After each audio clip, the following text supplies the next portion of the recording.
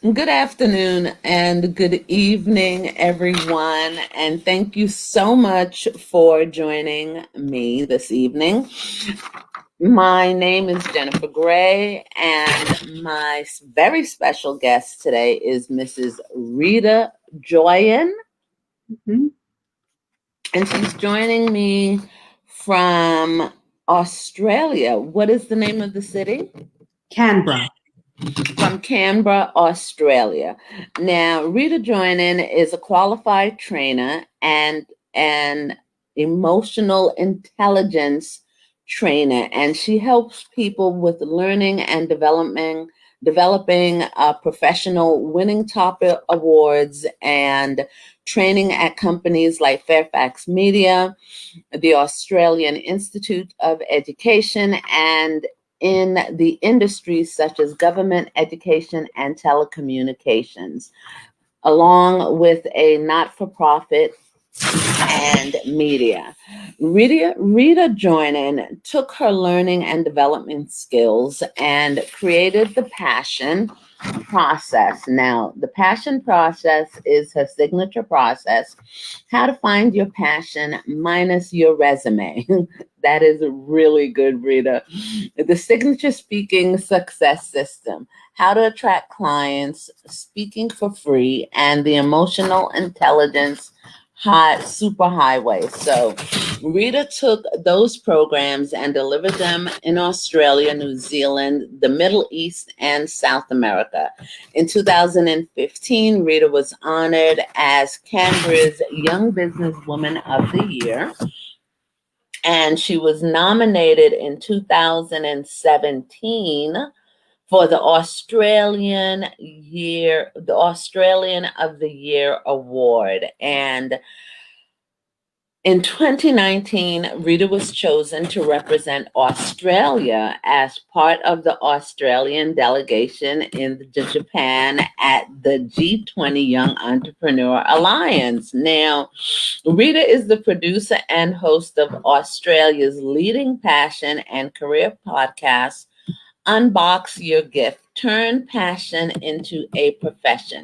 Rita is the undisputed expert on how to find your passion, use speaking to sell your services, and how to use emotional intelligence to get to know yourself, to get to know others, and to excel in working environments. Awesome. Welcome, Rita. Welcome. Thank you so much, Jennifer. You're welcome. You're welcome. Love the accent. And can you just, before becoming a life coach, what did you do before then? So I'm not a life coach. I specifically I am only a trainer and I train people on how to find emotional intelligence in themselves, how to upskill and upgrade, specifically in self-awareness. And Hmm. I'm a speaker trainer, so I train people on how to generate leads and clients using speaking as the marketing tool. And so how I got to that path was basically my background is I'm from Afghanistan, and I came out to Australia as a refugee. And as part of that journey of being a refugee, when I got into corporate Australia, I was in the line of learning and development. And I was asked to come in and create training programs for companies that had problems. And the fundamental problem every company had that I would go to was the fact that people didn't enjoy their jobs, and it only surfaced as a sales problem or a productivity problem or a customer service problem. The root of it, people did not enjoy their jobs, and so problems emerged from that source. And so, because management didn't want to hear that, I created. You're being a little muffled. Can you move a little closer to the microphone? Yeah. Because thank you. Because now, okay. Because okay. Can you Yeah. just say something? Can you hear me now properly? Better. Yes. Okay. Awesome. Awesome. Okay. So I don't know what Now, you heard last. okay, basically, they called you in to help others train. You were calling them in. Well, basically, they called you in to help others to train them on their job regarding their emotional intelligence, and that was it. Okay, super. And so the real problem about all of that was that people didn't enjoy their jobs. So I took my skills in learning and development and created my own curriculum, which is what I did for a living anyway, and put together a process of how to find what you're good at, how to find your passion minus your energy. And then I delivered that everywhere for free, and people were getting sensational results. And then I decided I want to do this for a living. And I had the website, I had the business cards, I did advertising, I did everything to say that I was in business, but no clients. And so the one thing that scared me was speaking. And then once I started delivering free talks online, offline, that's when my business started to boom. That's when I was able to generate clients. And that's how I became Young Businesswoman of the Year here in the state of Canberra in Australia, because I used speaking and then to actually use to teach emotional intelligence. Now, while you was building your business, when you started out in business and you were doing, I guess, everything to make the business grow, did you learn anything? In terms of my marketing or in terms of? Well, in terms of your marketing, who you were targeting, did you learn anything? Because basically you did a shift. And once you did the shift, you started to get clients and you started to, your business boom because now you focused your energy towards what? Training and speaking. Yeah. So And that was when your income actually increased. Is that what you're saying?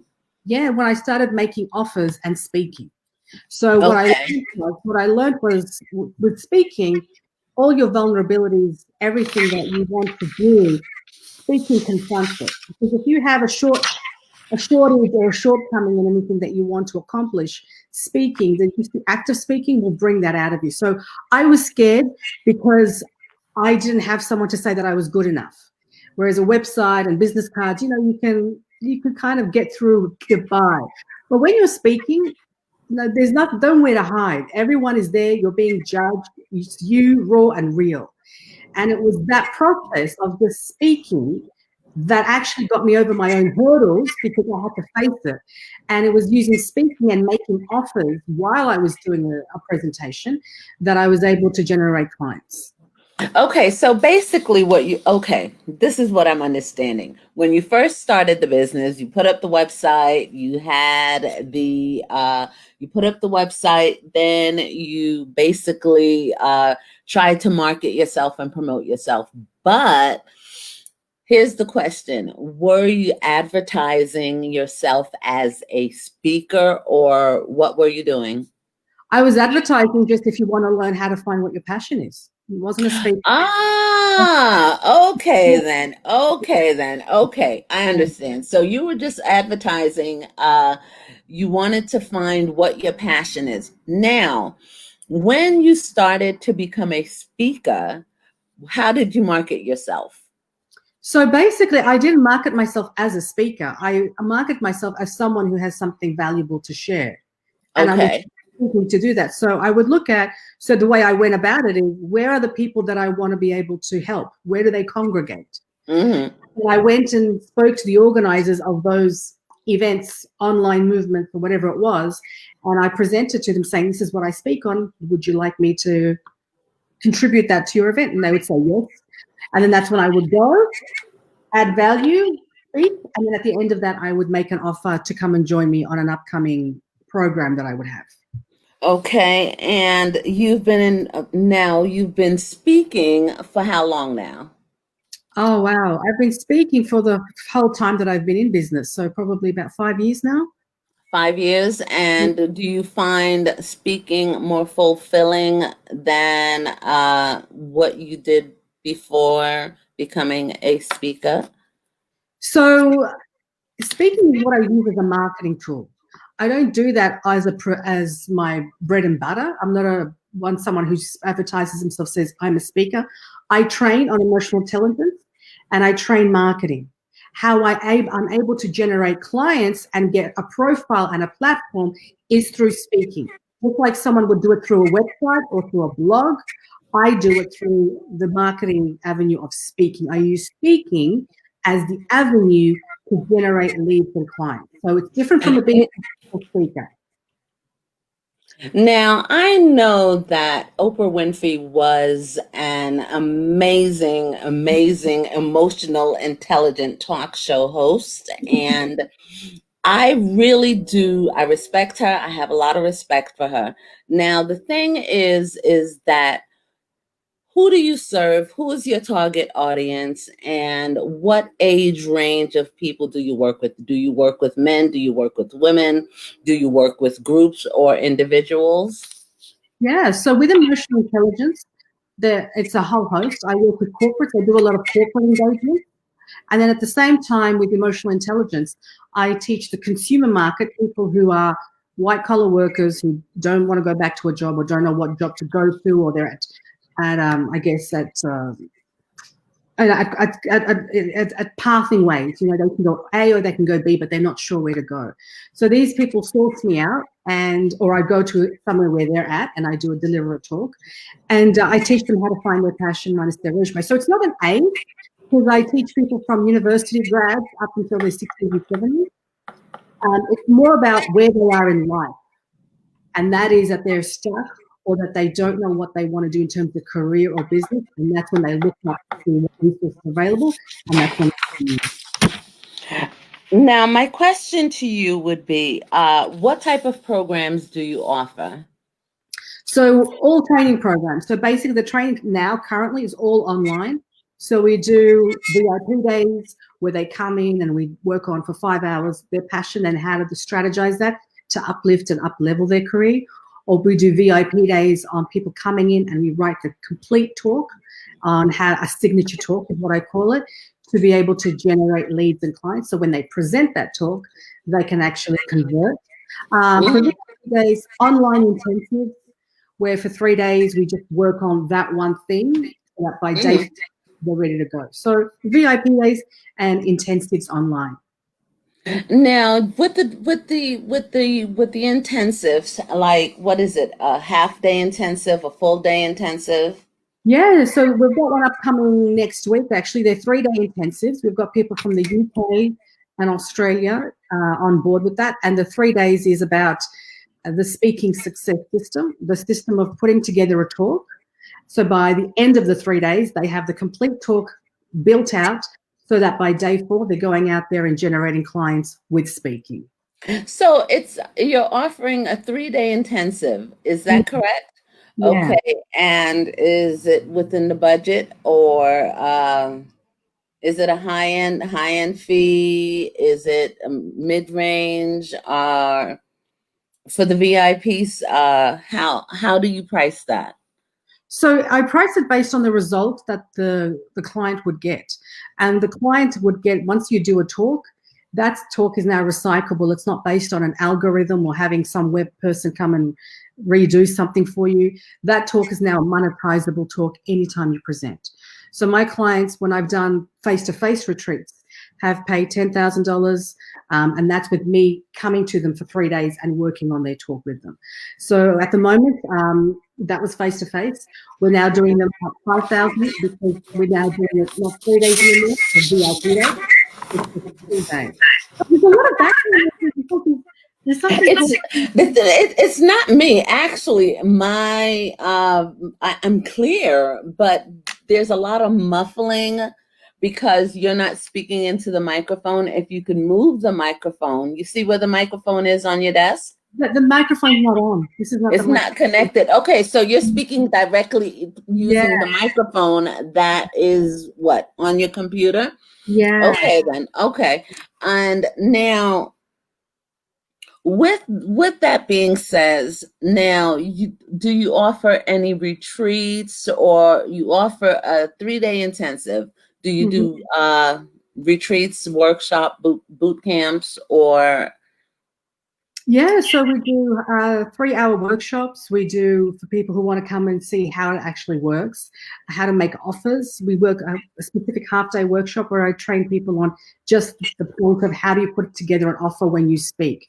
So when you're presenting and you make an offer so that it converts for you. So we do half-day workshops on that. And then if people want to learn how to put the full talk together, so that by the time they get to the offer, it actually lands so that everything follows through. That's when we do intensives or VIP days. Now, let's see.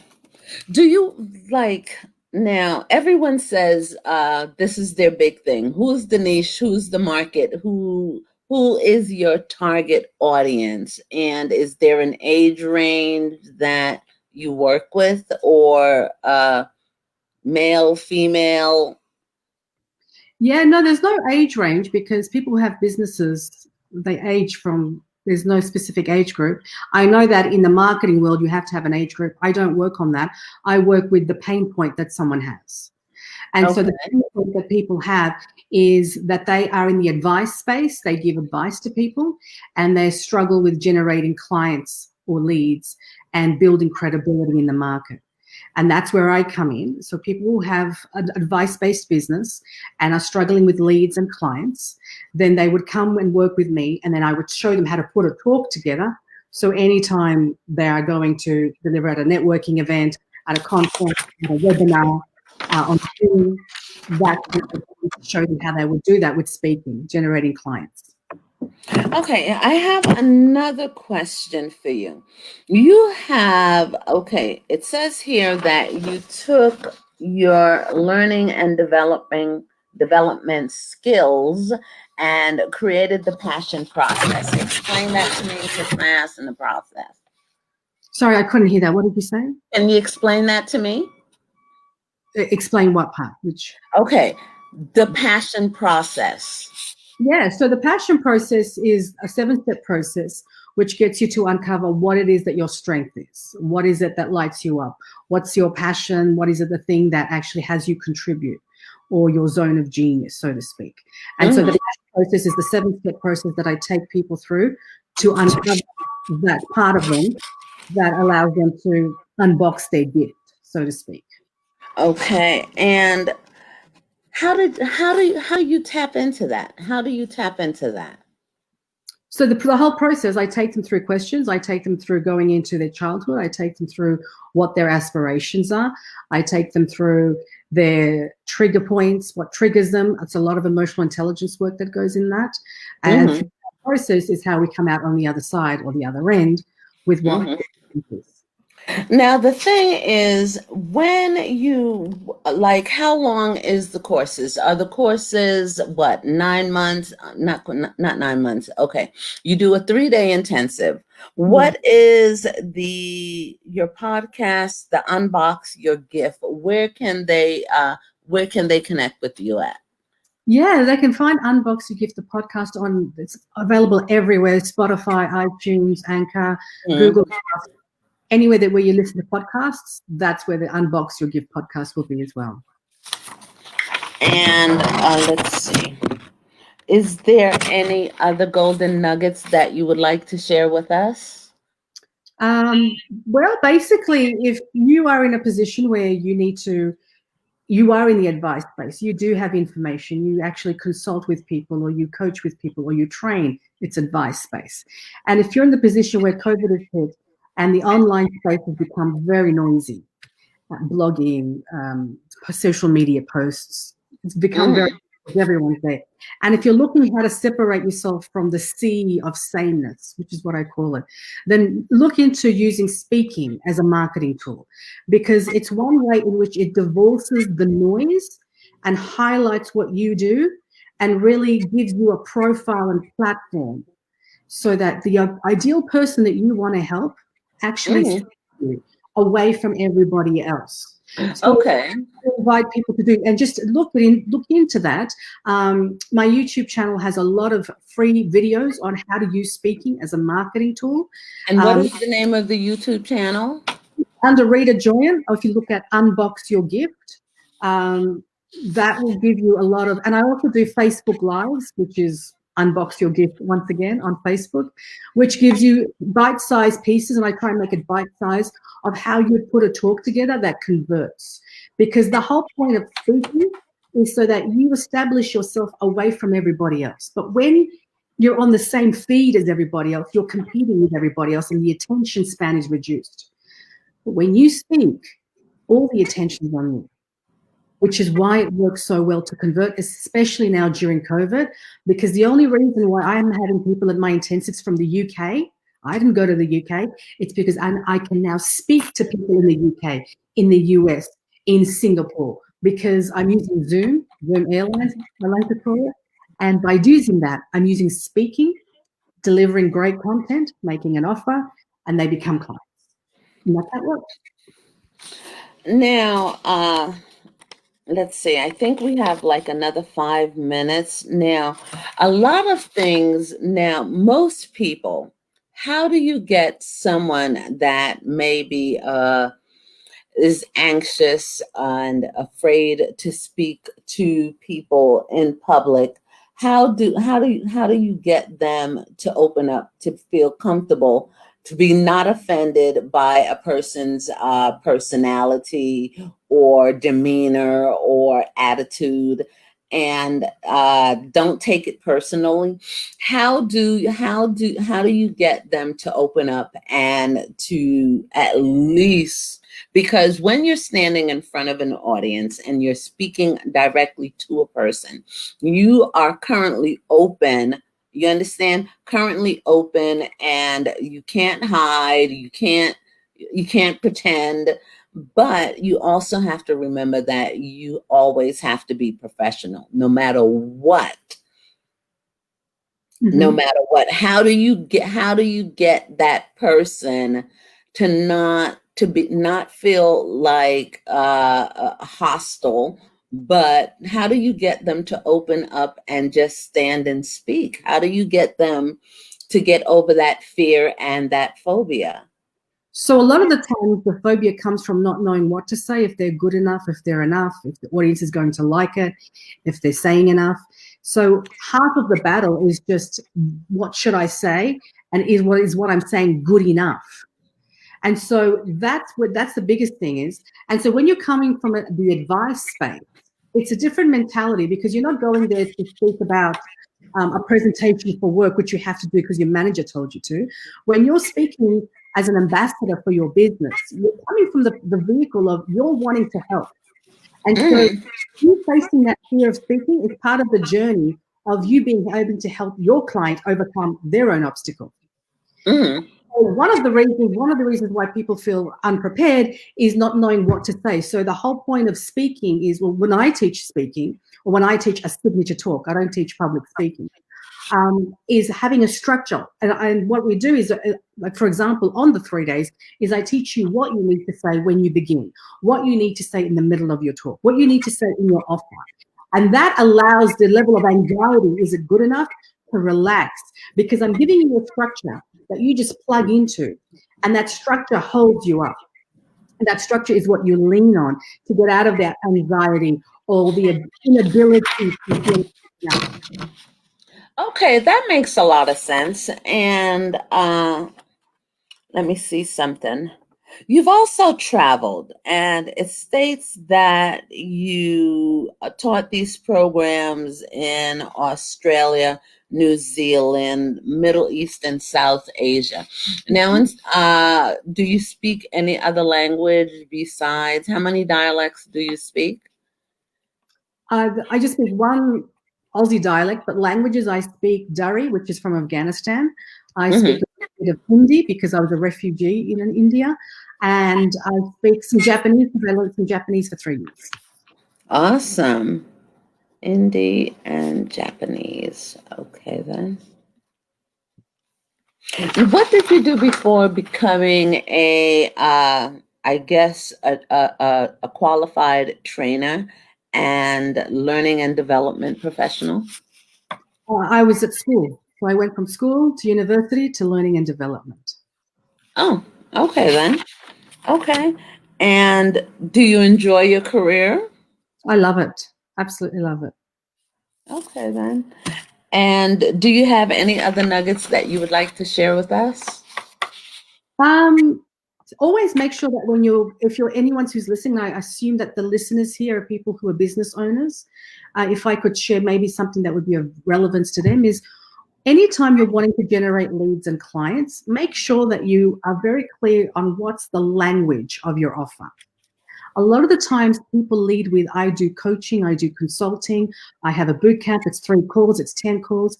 And that's the how. But what your clients want to know is what's the result that's possible from working with you. Now, Yep. I'm listening. Okay, so basically that is within the workshop, within I guess in any coaching industry, is people are paying for results. Mm-hmm, mm-hmm. And they will invest in themselves if they can get results. Now, you're basically saying that it is not, what is it? It is not the offer, but it is the result that they're expecting. No. So we know that as a tagline that people pay for results. We get that as a tagline. We get it intellectually. But when you're presenting to someone your offer, you need to language it in the language of the result that they can achieve by working with you. So Mm-hmm. people really, really got hung up by it's a coaching package, it's a retreat, it's whatever, and then you get this and you get that and you get that, which is fine. But you need to lead on 80% of when you're speaking about your offer, you need to lead with the result. The more you can really hunk down on the language of the result, that's when to convert. So when you ask me for a nugget, that's my biggest nugget I would give is you speak to the result and that you start with that. You start with what's the offer that I'm giving them and then reverse engineer to go with everything else that you need to do. The language of speak to the result. What result are your clients going to get from working with you, listening to you speak, or they want to know that they're going to walk away from your 3-day intensive gaining either some knowledge, some experience, or, because they want to get their money's worth. Mm-hmm. Now, you say that you are the undisputed expert on how to find passion by using to sell your services and how to use emotional intelligence to get to know yourself and to get to know others and to excel in the working environment. How do you help them as the undisputed expert in getting to know themselves, like to really be self-aware? So a lot of the times when people don't excel in business, it's because their own habitual nature or patterns of thinking. So you can take any kind of marketing strategy and anything. And the reason why you may or may not follow through is because what belief comes up, what triggers you during that, what you won't do because you don't think it will work, even though you have a plan that's going to work, but you will bring your own thoughts into it saying, no, I'm going to try it this way. And the inability to follow through, the inability to finish what you start, the inability to unhook from triggers is what prevents many people from really building and boosting and creating a really flourishing business. So when I talk about undisputed, it's about looking at, well, how do you find your passion? Because if you don't enjoy selling, it's probably because you don't believe or you don't think of what you're selling. And so it's looking into the real deep, the deep side of what you're offering, what your belief is about what you're offering, and then how you're selling that and how do you improve that so that it converts. Okay. Now, what is your conversion rate? So in speaking? Well, I guess I would say the conversion rate in converting them to unleash their own power, the conversion rate of your participants that participate within the workshop. So conversion rate is in how many of them get the result? Yeah. Yeah, 100%. Every single person that comes gets the result because they don't leave the intensive without being able to write a talk that converts. Oh, okay then. And any more nuggets? The microphone is all yours. Uh, no, just to make sure that when you make sure you distinguish between a keynote, because most people think being a speaker is about being a keynoter or a motivational speaker. Keynoting is motivational speaking. Information sessions is what Donald Trump would do, saying this is COVID-19, this is what has to happen. That's an information session.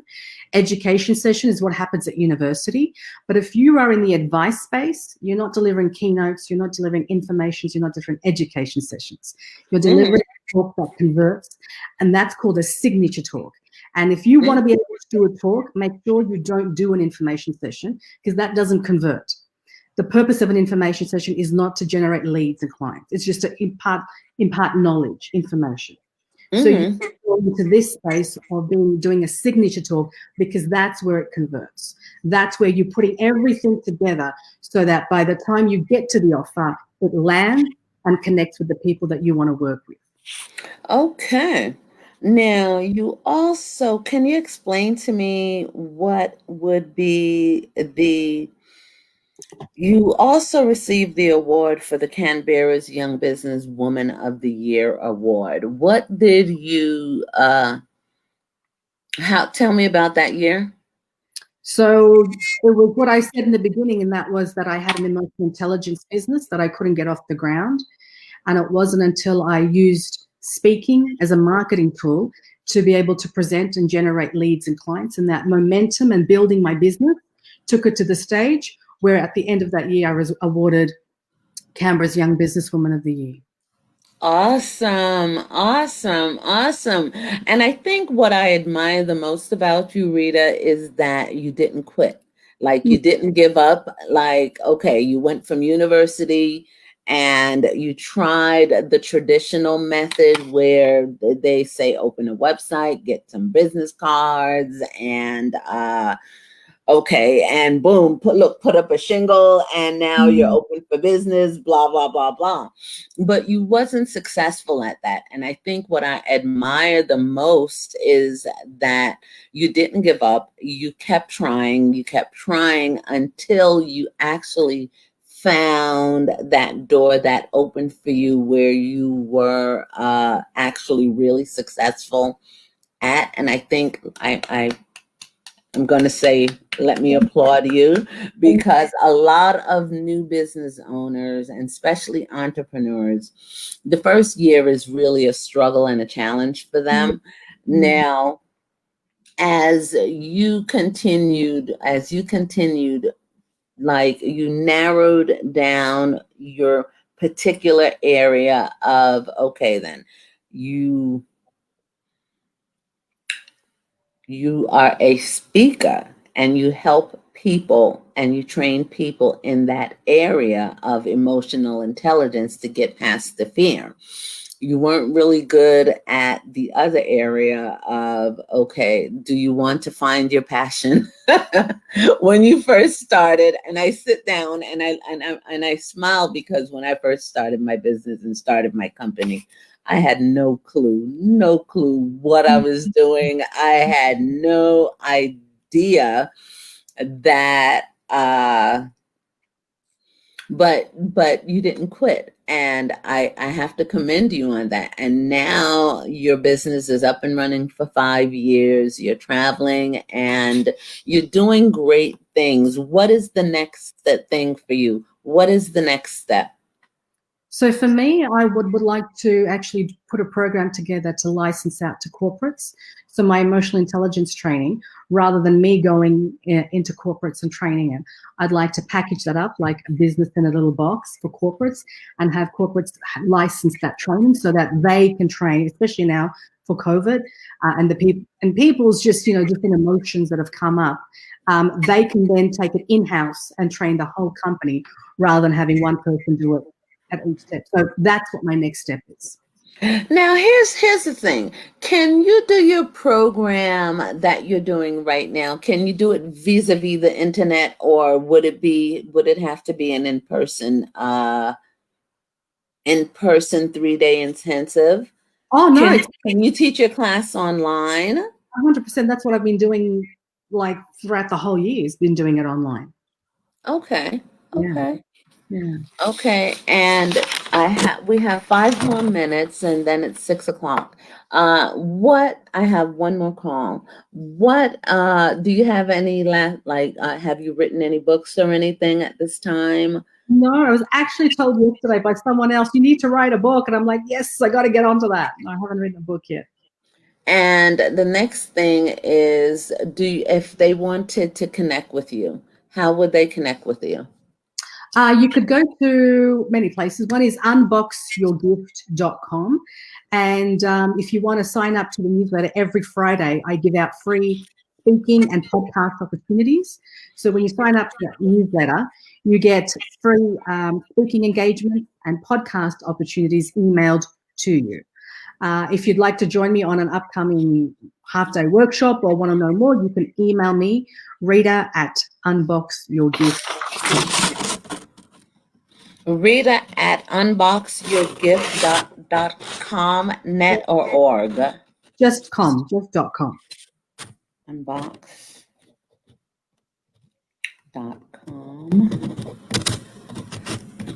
And can they find you on LinkedIn, Twitter, Facebook, Instagram? Yeah, I'm on everywhere on social media. If you look for Rita Joyan, my name is on the screen there. I'm on LinkedIn, TikTok, YouTube, IG, the whole works. Okay, and here's another thing. Do you belong to any Facebook groups? What current Facebook group can they follow you in? Oh, I am part of a few groups, but I have no idea of their name. Like I'm just in the group. Wouldn't be able to tell you. Sorry. It's okay then. And let's see. I think that would be it for now. Thank you so very much, Rita. You're from Afghanistan, and your Dari is your native tongue, your Yeah. native language. Yeah. Okay. And have you traveled to the United States at all? Yeah, I went 4 years ago when Trump was elected. I was there in Los Angeles for a conference, and the mood was very different to what I had thought Los Angeles would be. I've been to Washington, D.C. on a conference, and I've been to a short stay in San Francisco, probably in and out of the airport. Okay, then that's actually. Would you come back? Would you come to America to visit us again sometime? It will really depend on COVID. What's going on with the what's happening in the world, the vaccine. I mean, there's just so much. How is the COVID situation in Australia? Look, the COVID situation is at the moment, thank God, is under control in that the contagious rate has slowed, thank God. But look, everyone's still very social distancing, put on a mask, wash your hands. Everyone's still very cautious. So everyone's very compliant about being socially distant. But thank God the cases are few. Okay, so how is the death toll? Like, are they really compliant? Because here in the United States, it's like 3.5 million people. Look, but I mean, to be honest, Australia's population is very, we've got 26 million people in Australia, and that's the population of New York, just New York. So when you guys have so much, that's because your population is also huge as well. So I know in the US, stats is really it's very saddening about the death toll. But in Australia, we have had, but not to the extent of the US. We've had deaths, but not to the extent of what's happening, unfortunately, in other parts of the world, which is, I mean, I don't know. How are you finding it? Are you in New York, Jennifer? I'm actually in New Jersey. You're in New Jersey. And how are things in New Jersey? Let's see. We're on lockdown, literally on lockdown for the holiday season. It's like 16,000 deaths in our state, and The governor's wonderful, and the Department of Health is really wonderful because they are, encouraging people to social distancing, to wear their mask and everything like that. And I think that is amazing. It's not too much traffic, and the people are really complying. Like, well, I think they're I haven't been out of my house in like 2 days, so I don't even know what's going on. But basically, when I was out, I got COVID like 14 days ago. I Oh yes. no, you And I'm poor sitting here and I've thing. been speaking to people like all day. But basically what ended up happening was I could not I tried to make an appointment at the CVS to get tested, and everything was booked, and then the ER was just crowded with people, and it had gotten to the point where it was like, okay, then my biggest concern now is, I think my sister is an ER charge nurse, and I worked as a phlebotomist for 15 years and a lab technician. And up until the beginning of the pandemic, I used to test people for the COVID. And my biggest concern now is that if the people don't comply or adhere to the social distancing and all that other kind of stuff, that my concern is for her, Mm, and my concern is for the other nurses and the medical team, the doctors, the technician. Because when at the beginning of the pandemic, 5 of my coworkers passed away. Several of the doctors got infected, and whoa. yeah, and the nursing staff was cut to half, and everybody had to wear different hats and juggle everything. And they're human beings, Yeah, yeah, they're people, yeah. and they signed up to be nurses and doctors and technicians and medical people. But we as human beings also have to be responsible for our own health, and we Yeah. have to take care of ourselves, because if the medical team during the pandemic goes down, that is the first line of defense. That is our front line. And if the medical team goes down, who the hell is going to take care of the Mhm. people? So we have to play our part as of citizens and residents of the city, the state, and the country, because we can't just like willy-nilly walk around and don't care what's going on, and then we go to the ER or rush ourselves to the hospital, and the doctors get overworked. At the Yeah. beginning of the pandemic, did you see them? They were fainting. Yes, yes. Very hard, They disheartening. were fainting. They were so overwhelmed. And my concern, people like these are my family, Oh. and my cousin is a nurse, and Mm, it is a big concern for me that because we choose to be irresponsible as adults and as people, now that the people that are here to help us and to take care of us will be overwhelmed again, again, mm. again during the second phase of the pandemic, and that is my concern. So do you think things will change now that Biden has come on? I think that yes, you want to know why? Yeah. Because we people, the people follow their leader. You Yeah. understand? If you have a good leader, Mm. people will follow that. If you have somebody who don't give a hoot, you Mm. have people who will don't give a hoot. It's like parents raising children.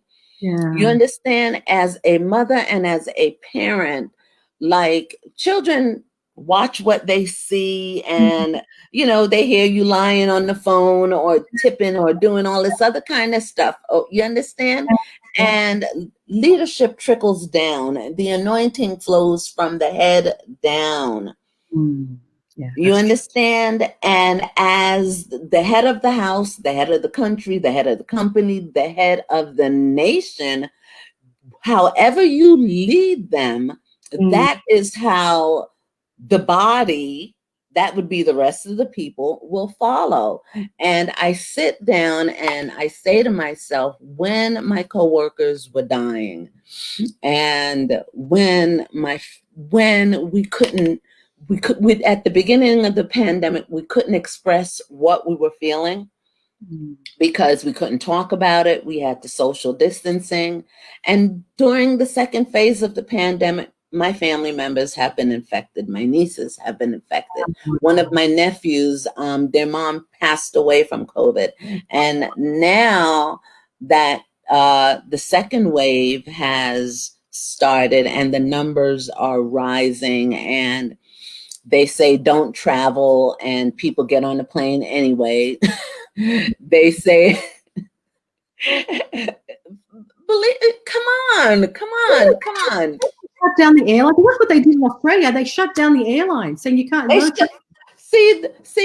This is a democracy. This is not a dictatorship. That's another reason why I still love this country. But I really am concerned because it's affecting a lot of people. And as an emotional intelligence coach, how would you speak to the people, or how would you deal with that? How do you get a chance to? It really goes on to the dynamics. Is it people who don't trust the government? Is that they don't trust COVID? No, It depends. You they have to don't look. even trust the science behind it. Yeah, and that's exactly what it is. And you have to ask, but why is that? Why is it that they don't trust? What's happened in the pattern of the history of the United States to build such mistrust? And that is really the core reason, because the government could say anything, but the point is that people are very jaded. And that's the core reason. Do you know what I mean? Like there's a core reason why this is happening, and there's a pattern that's built. So this didn't just happen overnight. It has been built over many years. Many years, many years. During Obama, it was during Bush. It has just like the distrust has been built. And now that you've come to a place where people's lives are on the line, and it's not just like a joke anymore. It's not foreign policy. It's not just Obama. It's people's lives are on the line now. But the mistrust is so deep that it's going to take a lot of work for the leadership to actually say something and then meet its commitment. Like say something and do it. I don't know. I think that the new government, we as people, I think that Joe Biden and Kamala Harris is going to do well. My biggest concern is the state and the Senate. Are they going to support them? You understand? Now that is the thing. I know that when Obama was in office, the Senate and the House of Representatives, they couldn't agree on nothing, and they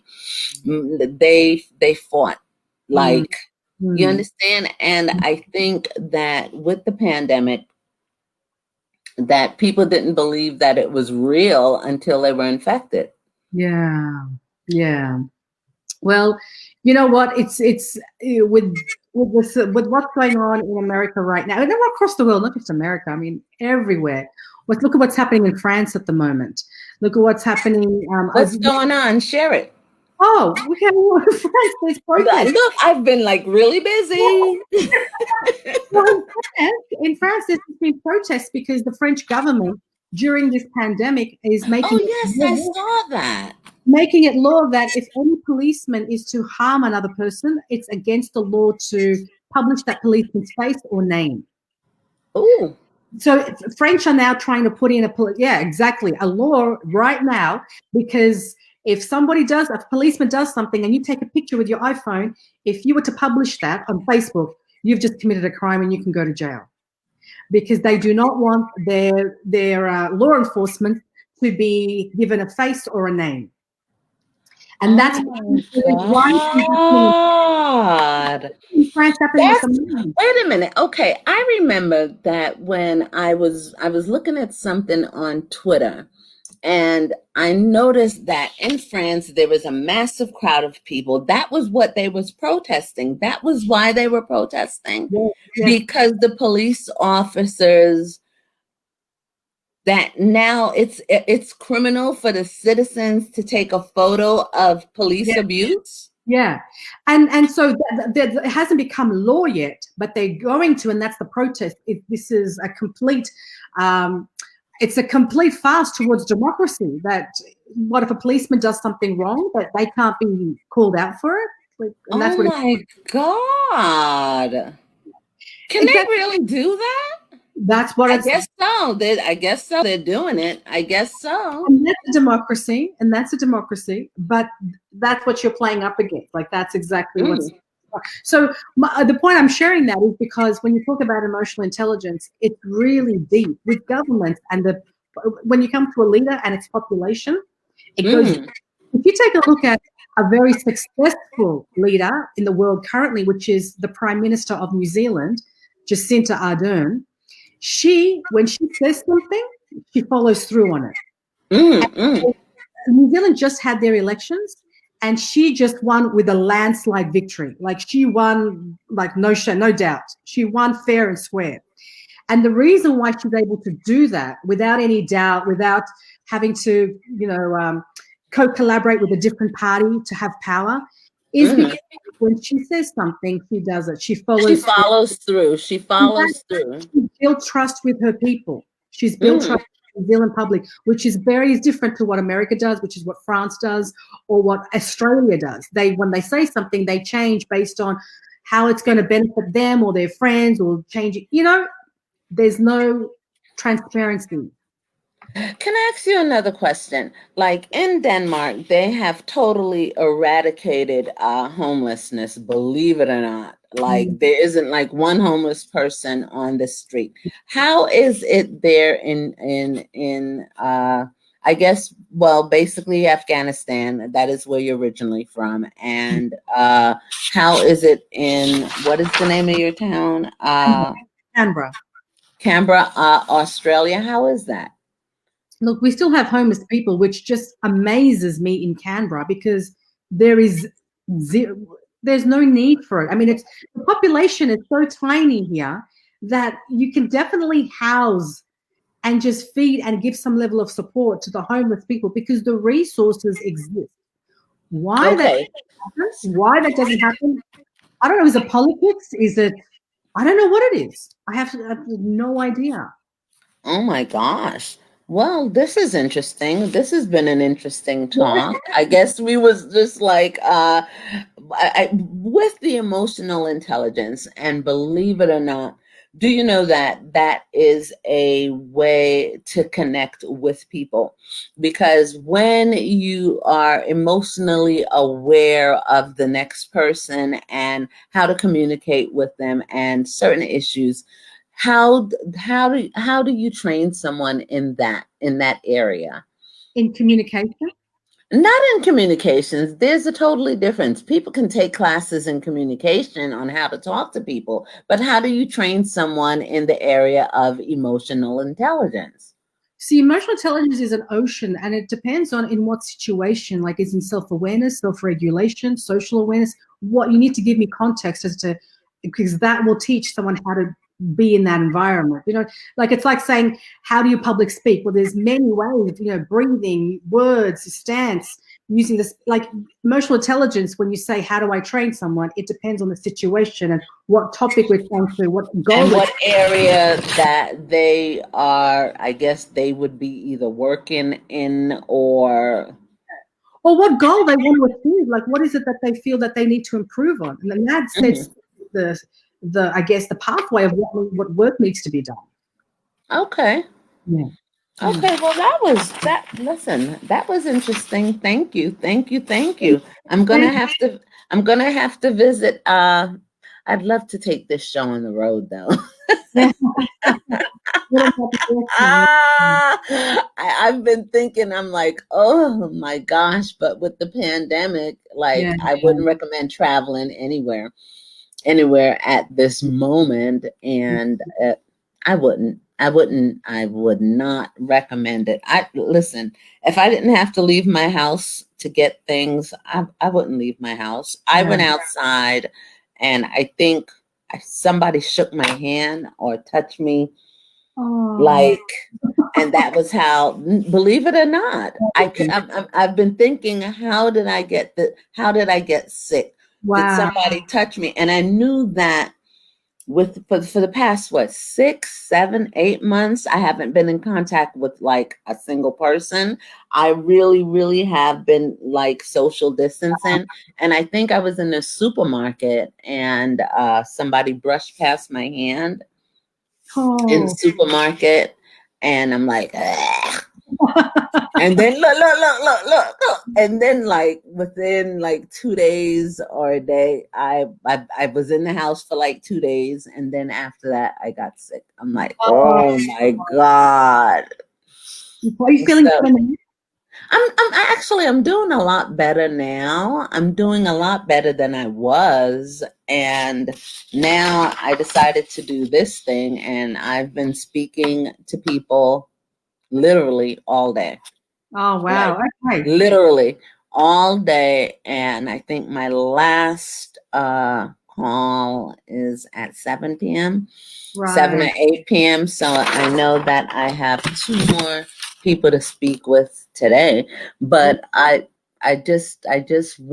really like speaking to you because I had to understand, what is this emotional? I hear it all the time. I hear Mm. people say it, but it is emotional intelligence. I call it empathy. Mhm.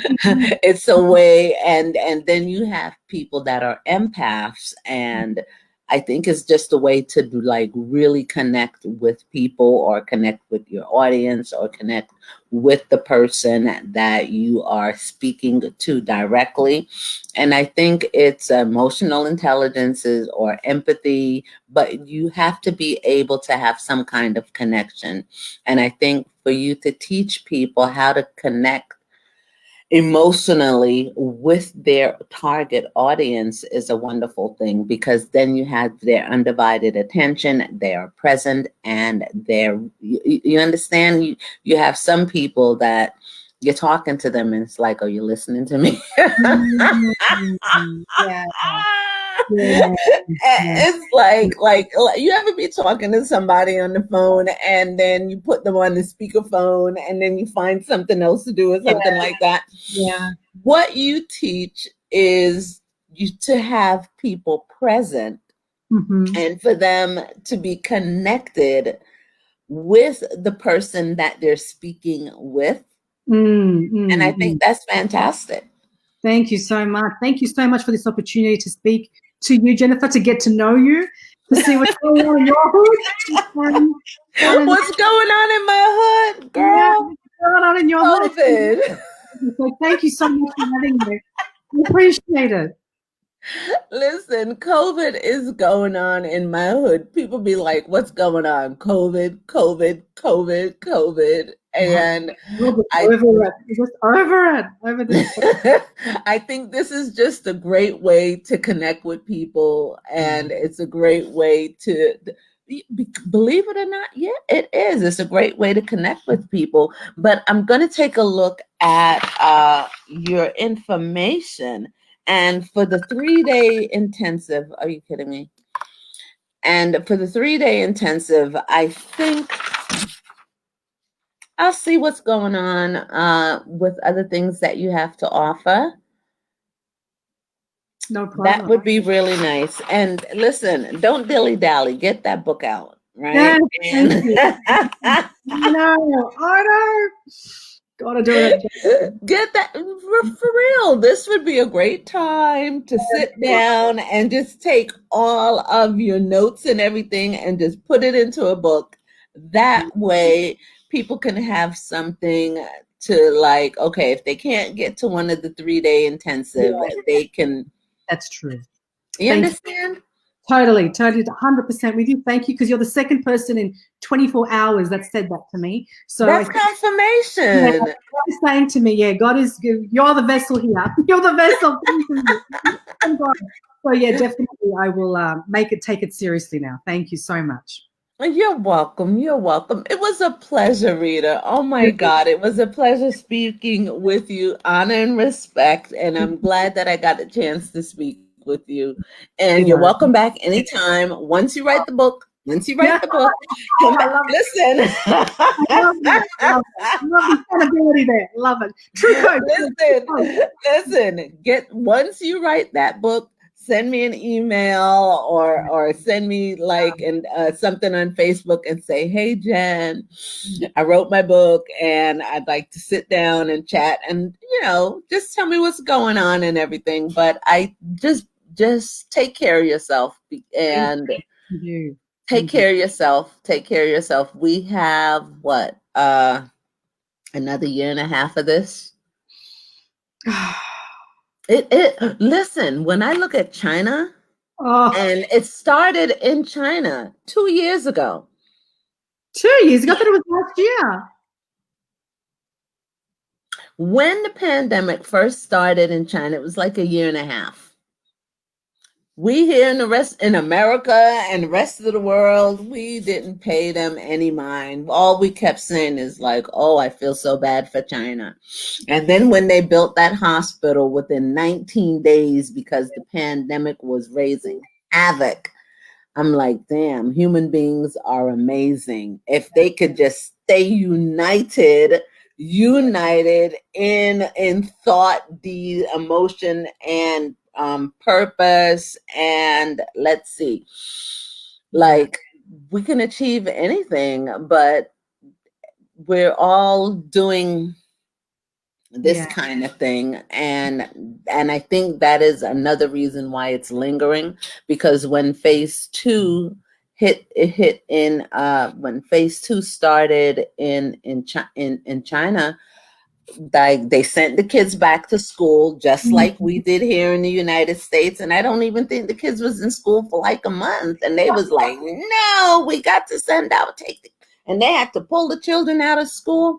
Oh, And then yes, then they sent a video where a bunch of pigs, like almost 1,000 pigs, were infected with COVID. That was before animals were getting infected, and they couldn't sell the meat, they couldn't cook the food, they couldn't do anything with it. So they had to dig a ravine. And wow. they dug a ravine, loaded it with gasoline, and took all the pigs and sent them into the daggone ravine and set them and just burnt them. And I'm saying to myself, oh my God, that was when they were saying, okay, don't bury people. If someone dies that is infected by COVID, don't put them into the ground, cremate them. And that was when they were saying, no, like when people was dying in the country and people couldn't attend funerals, they couldn't social gather, they couldn't mourn.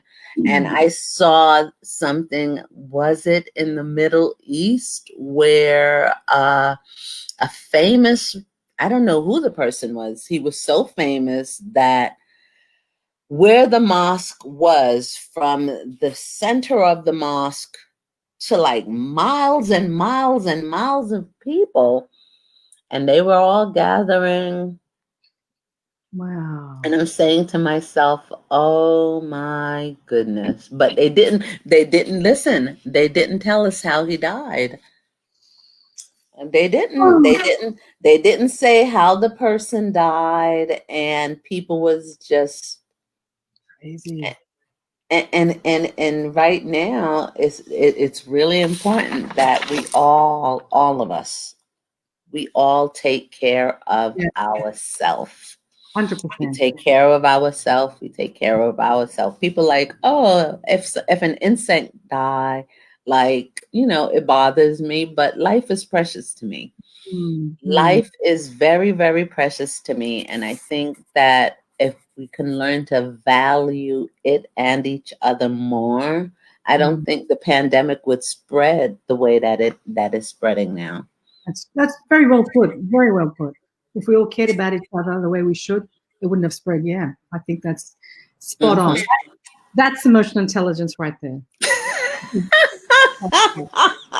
Exactly. Yeah. That's emotional intelligence. Oh It is. my gosh. And if that could only be implemented through policy, and if that could only be implemented really through the language of what leaders are saying, and but in their actions, because that speaks louder than just the word. Like you say, they're like parents, right? They have to actually. It's true. They're like children. And let me see. Who did let's see. I think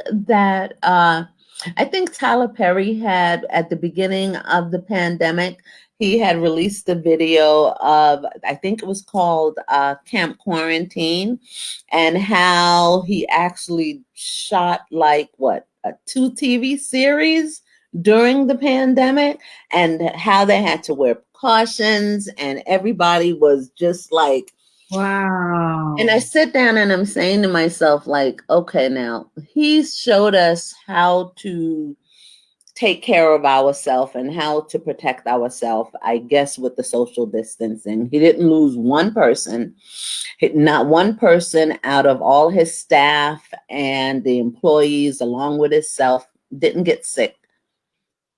And I'm saying to myself now, okay, we got it. Okay, I understand. Why don't we just, and then they started picketing and rioting here in the United States, and I don't have to wear the mask, and COVID is not real, and da da da da da da. And then it wasn't real until the president got infected. I'm saying to myself, okay.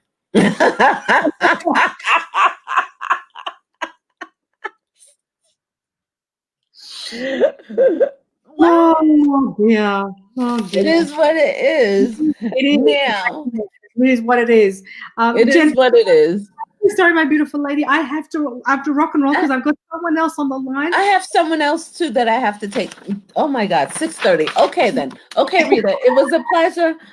It was a pleasure and an honor speaking with you. Listen, we'll catch up again where we can get some really good laughing, and we'll connect again. Okay. Thank you, beautiful lady. I really appreciate it. You're the beautiful one. Thank you. Thank you. Bye bye. Bye bye.